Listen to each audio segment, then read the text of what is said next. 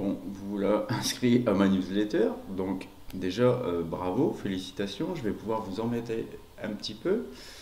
Donc, mon business model à moi, il est plutôt rigolo.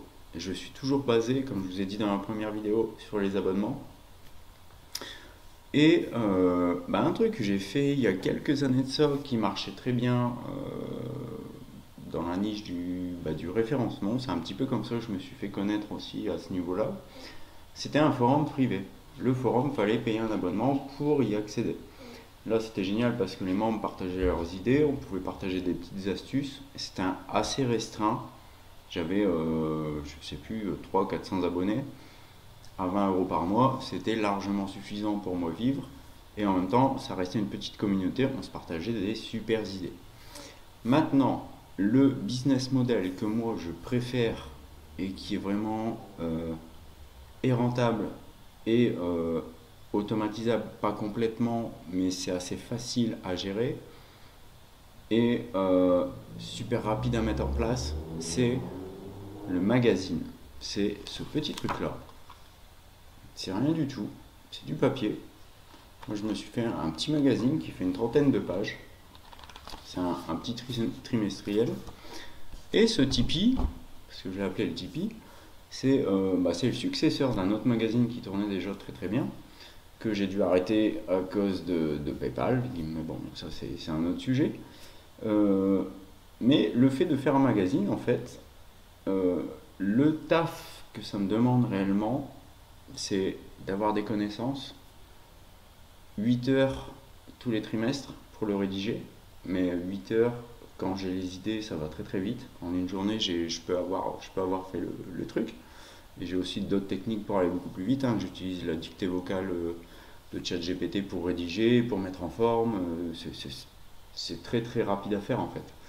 Mais le magazine, c'est quand même génial parce que vous avez des numéros. Moi, par exemple, ici, j'ai le numéro 1 de mon Tipeee.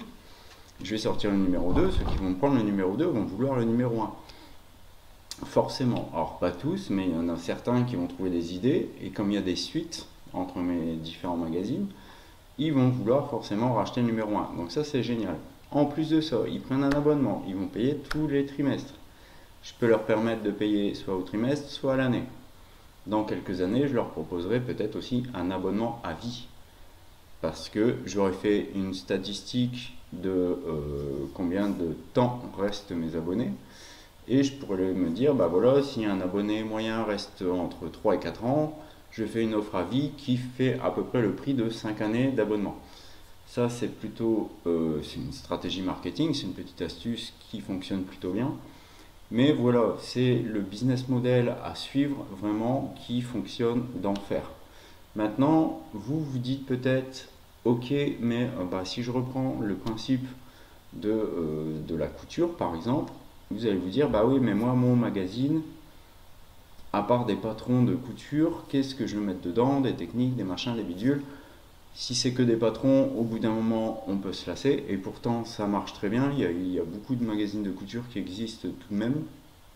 Mais retenez que vous pouvez aussi changer le médium. Un magazine, c'est plutôt sympa. Mais ce que vous pouvez faire aussi, c'est une box. Une box de, bah voilà, j'ai des kits à broder. Tous les mois, je vous envoie un kit à broder différent. Ça, c'est un truc qui fonctionne très bien aussi. Donc, maintenant, je vous ai parlé de mon business model, pour moi, le plus rentable. Il y a d'autres choses à faire aussi, après, par la suite, qui peuvent être des effets de levier. Par exemple, un business comme un magazine qui fonctionne super bien, c'est une entreprise qui se revend très cher. Donc c'est ce genre de truc à avoir aussi en tête, mais retenez bien les points importants. L'abonnement, le magazine, ça peut être un truc chouette, ou la box, ou le logiciel en tant que service. Ça, avec ça, vous, si vous êtes en train de chercher, de brainstormer sur comment je lance ma boîte, je pense qu'avec ça, vous avez de quoi réfléchir vraiment.